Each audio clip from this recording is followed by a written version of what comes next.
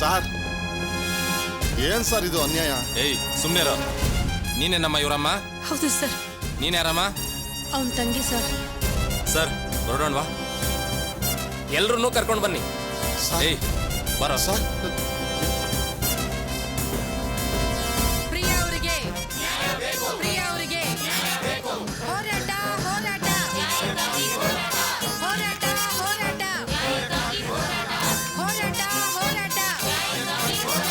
ಹೋರಾಟ ಹೋರಾಟ ಹೋರಾಟ.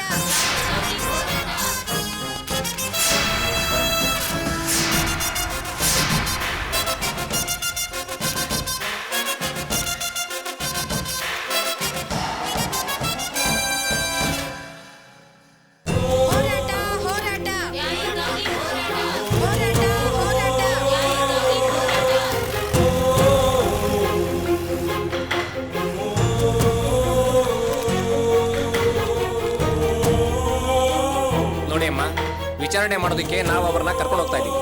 ನೀವು ಕೂಡ ಎಲ್ಲರೂ ಅಲ್ಲಿಗೆ ಬನ್ನಿ. ನಿಮ್ಮಿಂದ ತುಂಬಾ ಉಪಕಾರ ಆಯ್ತು. ಇರ್ಲಿ ನೋಡಿಮ್ಮ, ಧೈರ್ಯವಾಗಿರಿ. ನಿಮ್ ಮಗಳು ಪ್ರಿಯಂಗೆ ನ್ಯಾಯ ಸಿಗೋವರೆಗೂ ನಾವೆಲ್ಲ ನಿಮ್ ಜೊತೆಲೇ ಇರ್ತೀವಿ. ನೀವೇನು ಭಯ ಪಡ್ಬೇಡಿ. ಪಾರ್ವತಿ, ಪ್ರಿಯನ್ ಕರ್ಕೊಂಡು ನಡಿ, ಹೋಗೋಣ. ಕಾವ್ಯ ಕರ್ಕೊಂಬ. ಬಾಪ್ಪ.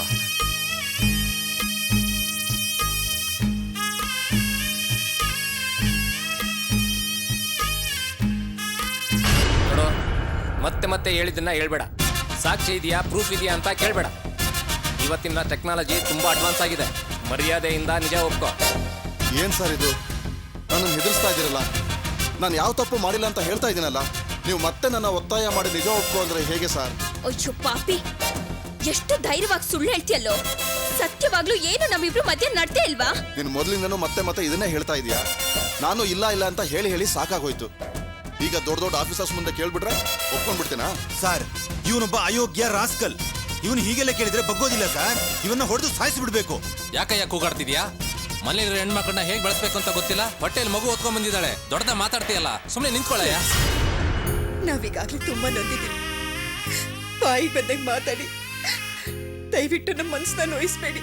ಮತ್ತಿನ್ನೇನಮ್ಮ, ಸಮಸ್ಯೆ ದೊಡ್ಡದಾದಾಗ ಸೂಕ್ಷ್ಮವಾಗಿ ಬಗೆಹರಿಸ್ಕೋಬೇಕು. ಅದನ್ನ ಬಿಟ್ಟು ಹೊಡಿಬೇಕು, ಸಾಯಿಸ್ಬೇಕು ಅಂದ್ರೆ ಏನರ್ಥ? ಸರ್, ತಪ್ಪು ಮಾಡಿರೋನು ಅವನನ್ನ ಕನ್ವಿನ್ಸ್ ಮಾಡೋದು ಬಿಟ್ಟು ನೊಂದಿರೋರ್ನ ಪ್ರಶ್ನೆ ಮೇಲೆ ಪ್ರಶ್ನೆ ಕೇಳ್ತಿದ್ರಲ್ಲ, ಇದು ನ್ಯಾಯನ? ವಿಚಾರಣೆ ಮಾಡ್ತಿದೀವಲ್ಲ ಸರ್, ಅದನ್ನ ಬಿಟ್ಟು ಹೊಡಿಬೇಕು, ಸಾಯಿಸ್ಬೇಕು ಅಂದ್ರೆ ಏನರ್ಥ? ನೋಡು, DNA ಟೆಸ್ಟ್ ಮಾಡಿದ್ರೆ ನೀನು ಅಪರಾಧಿನೇ ಇಲ್ವೋ ಅಂತ ಸುಲಭವಾಗಿ ಕಂಡಿಡ್ಬೋದು. ಸುಮ್ಮನೆ ನಿಜ ಒಪ್ಕೊ ಮರ್ಯಾದೆಯಿಂದ, ಇಲ್ಲ ಅಂದ್ರೆ 7 ವರ್ಷ ಜೈಲಲ್ಲಿ ಕೊಳಿಬೇಕಾಗುತ್ತೆ. ಸುಮ್ಮನೆ ಹೆದರ್ಸ್ಬೇಡಿ ಸರ್. ನನಗೇನು ಜೈಲಿಗೆ ಹೋಗೋದು ಹೊಸ್ತಲ್ಲ. ಜೈಲಿಗೆ ಕಳ್ಸೋಂಗಿದ್ರೆ ಕಳಿಸ್ಬಿಡಿ, ನನಗೇನು ಭಯ ಇಲ್ಲ. Dam it. ನೋಡಿದ್ರ ಸರ್ ಎಷ್ಟು ಕೊಬ್ಬಿನಿಂದ ಮಾತಾಡ್ತಾನಂತ? ಸರ್ ಪ್ಲೀಸ್, ನೀವು ಸ್ವಲ್ಪ ಸುಮ್ಮನೆ ಇರಿ. ಸರಿ, ಹಾಗಾದ್ರೆ DNA ಟೆಸ್ಟಿಗೆ ಕಳ್ಸೋಣವಾ? ನೀನ್ ಮಾಡ್ತಿರೋದು ಮಹಾ ಪಾಪ ಕಣು. ಪಾರ್ವತಿ ಕುಟುಂಬಕ್ಕೂ ನಮ್ ಕುಟುಂಬಕ್ಕೂ ಆಗಲ್ಲ. ಅದಕ್ಕೆ ಸೇಡ್ ತೀರ್ಸ್ಕೋಬೇಕು ಅಂತ ಬಯಸಿದ್ದೇನೋ ನಿಜ. ಹಾಗಂತ ನೀನೊಂದ್ ಹೆಣ್ಣಿನ ಜೀವನ ಹಾಳು ಮಾಡಿ ಅವಳನ್ನ ಗರ್ಭಿಣಿ ಮಾಡಿ ಅದಕ್ಕೆ ಅಪ್ಪ ನಾನು ಅಲ್ವೇ ಅಲ್ಲ ಅಂತ ಹೇಳಿ ಅಂತ ನಾನು ಬಯಸ್ಲಿಲ್ಲ ಸರ್. ಯಾವ ಟೆಸ್ಟು ಬೇಡ ಸರ್. ಇವನ್ನ ಹೆತ್ತ ತಾಯಿ ನಾನೇ ಹೇಳ್ತಾ ಇದ್ದೀನಿ. ಆ ಹುಡುಗಿ ಹೊಟ್ಟೆಲ್ ಬೆಳೀತಾ ಇರೋ ಮಗುಗೆ ಇವನೇ ಸರ್ ಅಪ್ಪ. ಏನ್ ತಮಾಷೆ ಮಾಡ್ತಿದ್ಯಾ? ತಮಾಷೆ ಮಾಡ್ತಿಲ್ವೋ? ನಾನ್ ನಿಜನೇ ಹೇಳ್ತಾ ಇದ್ದೀನಿ. ನಾನ್ ಮಾತ್ರ ಅಲ್ಲ, ನಿನ್ ತಂಗಿ ಜಯಂತಿನೂ ಹೇಳ್ತಾಳೆ. ಹೌದು ಸರ್, ನಮ್ಮ ಅಣ್ಣನಿಗೂ ಪ್ರಿಯನ್ಗೂ ಇದ್ದಿದ್ದ ಸಂಬಂಧ ನನಗೆ ಮೊದಲೇ ಗೊತ್ತಿತ್ತು. ಅದಕ್ಕೆ ನಾನೇ ಸಾಕ್ಷಿ. ಪ್ರಿಯ ತನ್ನನ್ನ ನಮ್ಮ ಅಣ್ಣನಿಗೆ ಒಪ್ಸಿದ ವಿಷಯನ ಅವಳು ಮೊದಲೇ ಹೇಳಿದ್ದೆ ನನಗೆ ಸರ್. ಈ ವಿಷಯನ ನಾನು ಎಲ್ಲಿಗೆ ಬೇಕಾದ್ರೂ ಬಂದು ಹೇಳ್ತೀನಿ ಸರ್. ಈಗೇನೆ ಹೇಳ್ತೀಯಾ? ನಿನ್ ತಾಯಿನೂ ನಿನ್ ತಂಗಿನೂ ನೀನು ವಿರುದ್ಧವಾಗಿ ಸಾಕ್ಷಿ ಹೇಳ್ತಾ ಇದ್ದಾರೆ. ಸರ್, ನನ್ನ ತಂಗಿ ಯಾಕೆ ಹೀಗೆ ಹೇಳ್ತಿದ್ದಾಳೆ ಅಂದ್ರೆ ಅವಳ ಗಂಡ ಇವಳನ್ನ ದೂರ ಮಾಡ್ಬಿಟ್ಟಿದ್ದಾನೆ. ಅದಕ್ಕೆ ಹೇಗಾದ್ರೂ ಮಾಡಿ ತನ್ನ ಗಂಡನ ಜೊತೆ ಸೇರ್ಕೋಬೇಕು ಅಂತ ಈ ರೀತಿ ನನ್ನ ವಿರುದ್ಧ ಸಾಕ್ಷಿ ಹೇಳ್ತಾ ಇದ್ದಾಳೆ. ನೀವು ಟೆಸ್ಟಿಗೆ ಕಳಿಸಿ ಸರ್, ನಾನು ಜೈಲಿಗೆ ಹೋಗೋಕೆ ರೆಡಿ. ನಿನ್ ಬಾಯಿಂದಲೇ ಜೈಲಿಗೆ ಹೋಗ್ತೀನಿ ಅಂದ್ರೆ ನಿಜ ಒಪ್ಕೋತಿದ್ದೀನಿ ಅಂತ ತಾನೇ ಅರ್ಥ? ಈಗ ಅದೆಲ್ಲ ಯಾಕೆ ಸರ್? ಕಾನೂನು ಪ್ರಕಾರ ಏನ್ ಮಾಡಬೇಕೋ ಅದನ್ನೇ ಮಾಡಿ. ಏ ದಿನ ಜೈಲಿಗೆ ಹೋದ್ರೂ ಹೋಗ್ತೀನಿ, ಈ ಹುಡುಗಿನ ಮದುವೆ ಮಾಡ್ಕೊಳ್ಳಲ್ಲ ಅಂತ ಹೇಳ್ತಾ ಇದೆಯಲ್ಲ, ಈ ಹುಡುಗಿ ಪಾಪ ನಿನ್ನ ಸುಮ್ನೆ ಬಿಡೋದಿಲ್ಲ ಕಣೋ. ಇದಕ್ ಪರಿಹಾರವಾಗಿ ನೀನ್ ಜೈಲಿಂದ ಬಂದಾಗ ಈ ನಿನ್ನಮ್ಮನ ಜೀವಂತವಾಗಿ ನೋಡಕ್ಕಾಗಲ್ಲ. ನನ್ನನ್ ಮಾತ್ರ ಅಲ್ಲ, ನಿನ್ ತಂಗಿನೂ ಜೀವಂತವಾಗಿ ನೋಡಕ್ಕಾಗಲ್ಲ. ಏನ್ ಹೆದರ್ಸ್ತಾ ಇದೀಯಾ? ಹೆದರ್ಸ್ತಾ ಇಲ್ಲ ಕಣೋ, ನಿಜಾನೇ ಹೇಳ್ತಾ ಇದ್ದೀನಿ. ನೀನ್ ಪ್ರಿಯನ್ ಮದ್ವೆ ಮಾಡ್ಕೊಳ್ದೆ ಜೈಲಿಗೆ ಹೋದೆ ತಿಟ್ಕೋ, ನಾನ್ ಜೀವ ಸಹಿತ ಇರೋದಿಲ್ಲ. ಇಷ್ಟು ದಿನ ನೀನ್ ಯಾರ ಬಗ್ಗೆನೂ ಚಿಂತೆ ಮಾಡ್ದೆ ಸಂತೋಷದಿಂದ ಬಾಳ್ತಾ ಇದ್ದೆ. ಆದ್ರೆ ಇನ್ಮೇಲೆ ನಿನಗ್ ಪ್ರೀತಿ ತೋರ್ಸೋರ್ ಇಲ್ದೆ ಅನಾಥನಾಗಿ ಬೀದಿ ಬೀದಿ ಅಲಿಬೇಕಾಗತ್ತೆ. ಇದೇ ನಿನಗ್ ಜೀವನ ಪೂರ್ತಿ ಸಿಗೋ ಶಿಕ್ಷೆ. ಏನಪ್ಪ, ನಿಜ ಒಪ್ಕೊಂತೀಯೋ ಅಥವಾ ಟೆಸ್ಟ್ ಕಳ್ಸೋಣ?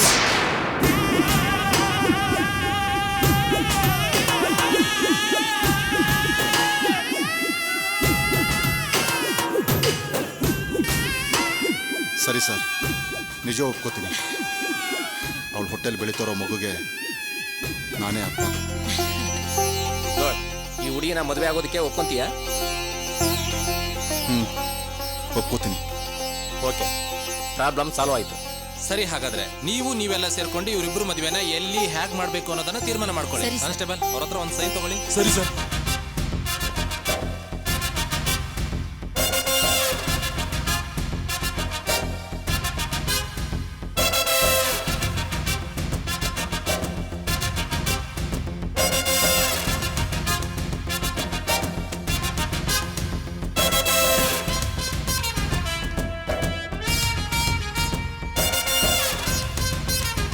ಯಾವ ಕಾರಣಕ್ಕೋಸ್ಕರ ಮೊದಲು ಒಪ್ಲಿಲ್ಲ ಅಂತ ನನಗೆ ಗೊತ್ತಿಲ್ಲ.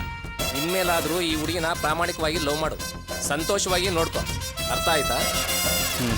ಸರಿ, ನೀವೆಲ್ಲ ಇನ್ನು ಹೊರಡ್ಬೋದು. ನನ್ನ ಮಗಳು ಬಾಳ್ನ ಉಳಿಸ್ಕೊಟ್ರಿ, ತುಂಬಾ ಸಂತೋಷ ಸರ್. ಸಂತೋಷ ಅಮ್ಮ. ಬೇಗೊಂದು ಒಳ್ಳೆ ದಿನ ನೋಡಿ ಇಬ್ರಿಗೂ ಮದುವೆ ಮಾಡಿ. ಒಳ್ಳೇದಾಗ್ಲಿ. ನಿಮ್ಮಿಂದ ತುಂಬ ಉಪಕಾರ ಆಯಿತು ಸರ್. ನಾವಿನ್ ಬರ್ತೀವಿ. ಒಳ್ಳೇದಾಗ್ಲಿ, ಹೋಗಿ ಬನ್ನಿ.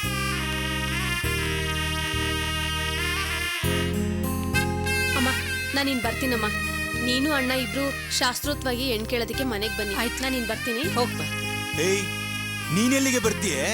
ಹಾಗೆ ನಿಮ್ಮಮ್ಮನ ಮನೆಗೆ ಹೋಗು. ಅಯ್ಯೋ ಅಳಿಯಂದ್ರೆ, ಎಲ್ಲ ಇತ್ಯರ್ಥ ಆಯ್ತಲ್ಲ, ಇನ್ನೇನು ನನ್ ಮಗಳನ್ನ ಕರ್ಕೊಂಡು ಹೋಗಿ. ಒಳ್ಳೆ ದಿನ ನೋಡಿ ಹೆಣ್ಣೋಡಕ್ ಬರೋವರೆಗೂ ಅವಳು ಅಲ್ಲೇ ಇರ್ಲಿ, ಆಮೇಲೆ ನಮ್ಮನೆಗೆ ಬರ್ಲಿ. ಅಪ್ಪ, ಏನ್ ನೋಡ್ತಾ ಇದ್ದೀರಾ? ಬನ್ನಿ ಹೋಗೋಣ. ಏ ವಿನೋದ, ಎಲ್ಲ ನಿರ್ಧಾರ ಆದ್ಮೇಲೂ ಇವಳು ಯಾಕೋ ನಮ್ಮ ಮನೆಗೆ ಬರಬೇಡ ಅಂತ ಹೇಳ್ತಿದ್ಯಾ? ಅಪ್ಪ, ಪ್ರಿಯಾ ಮದುವೆ ಆಗೋವರೆಗೂ ಇವಳು ಅಲ್ಲೇ ಇರ್ಲಿ, ಅದೇ ಬಂದೋಬಸ್ತು. ಬನ್ನಿ ಸುಮ್ನೆ. ವಿನೋದ,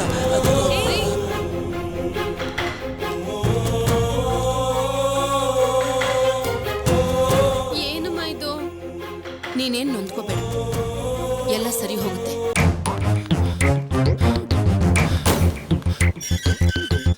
ರಮೇಶ ರಮೇಶ ರಮೇಶ ರಮೇಶ ರಮೇಶ ರಮೇಶ ಏನಪ್ಪ? ನೋಡು,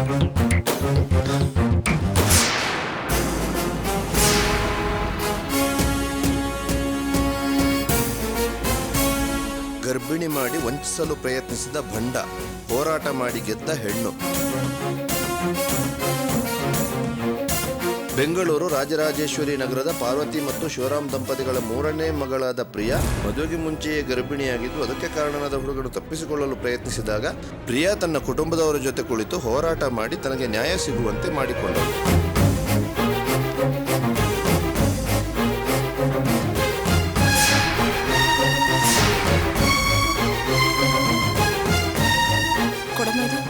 ಅಲ್ಲ, ಇಷ್ಟೆಲ್ಲ ಆಗಿದೆ, ನಮಗೊಂದು ಮಾತು ಕೂಡ ಹೇಳಿಲ್ವಲ್ಲ ಅವರು? ನಿನ್ನೆ ಟಿವಿಲಿ ಬಂದಿತ್ತಂತೆ, ಟೀ ಅಂಗಡಿ ಹತ್ರ ಮಾತಾಡ್ತಾ ಇದ್ರು.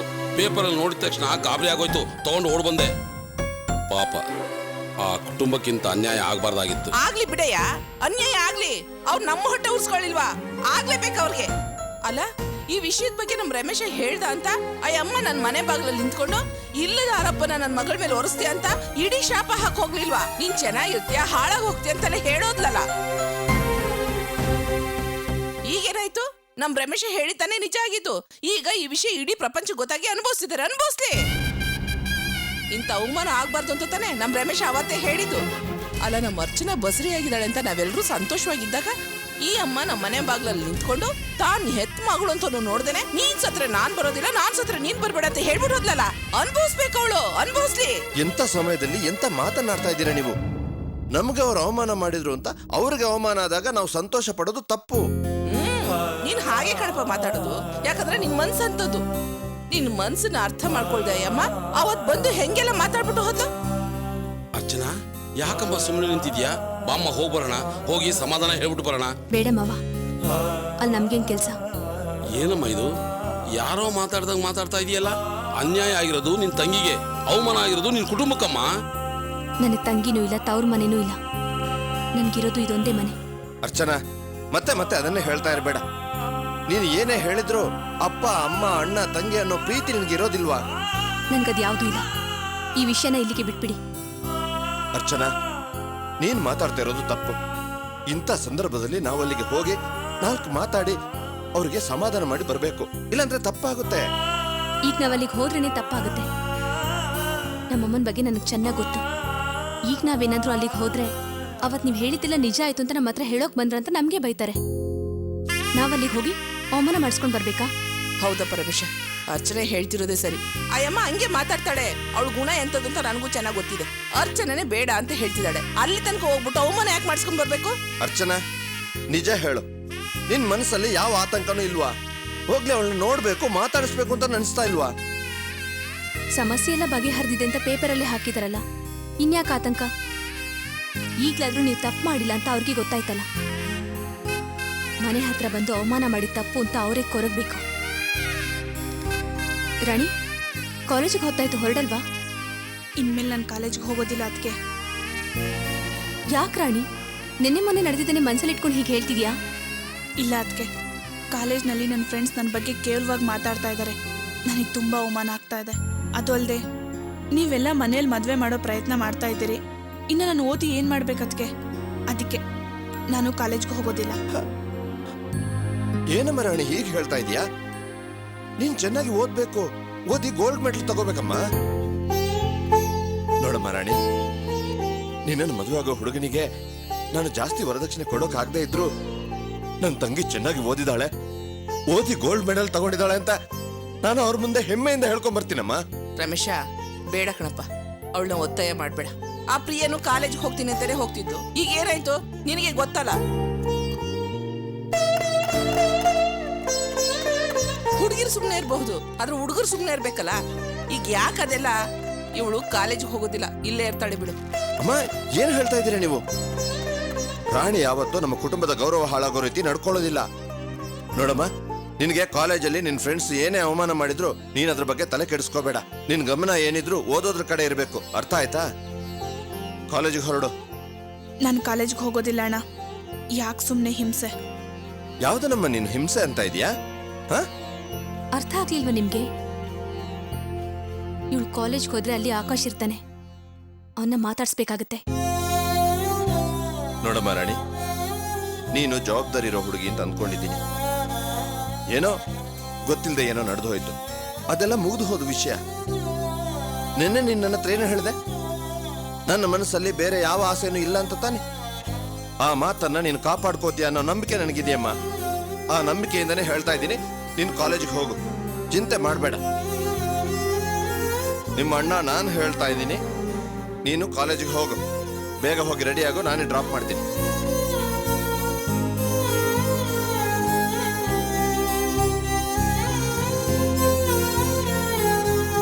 ರಮೇಶ, ಇತ್ತೀಚೆಗೆ ನಡೀತಿರೋದನ್ನ ನೋಡಿದ್ರೆ ನನ್ಗೆ ಯಾಕೋ ಭಯ ಆಗ್ತದೆ ಕಣೋ. ಕೂಡ್ಲೆ ರಂಗರಾಜ್ ಅವ್ರ ಹತ್ರ ಕೇಳು ಆ ಸಂಬಂಧ ಏನಾಯ್ತು ಅಂತ. ಇವಳಿಗೊಂದು ಮದುವೆ ಮಾಡಿ ಮುಗಿಸ್ಬಿಟ್ರೆ ಎಲ್ಲ ಸರಿ ಹೋಗುತ್ತೆ ಕಣೋ. ಸರಿ ಅಮ್ಮ, ಇವತ್ತೇ ಹೋಗಿ ವಿಚಾರಿಸ್ಕೊಂಡ್ ಬರ್ತೀನಿ. ಸರಿಪ್ಪ.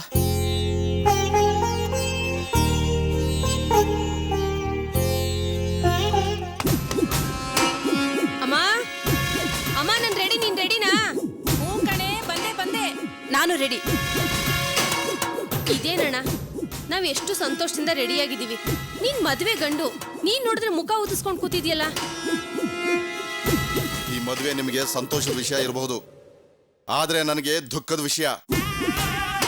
ಅವಳನ್ನ ಮದುವೆ ಆಗೋದ್ರ ಬದಲು ಸಂತೋಷವಾಗಿ ಜೈಲಿಗೆ ಹೋಗ್ತಾ ಇದ್ದೆ.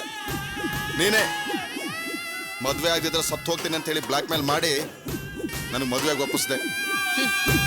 ಅವಳನ್ನ ಕರ್ಕೊಂಡ್ ಬಂದು ಸಂತೋಷವಾಗಿ ಸಂಸಾರ ಮಾಡು ಅಂತ ನಾವು ಹೇಳ್ತಾ ಇದೀವಿ.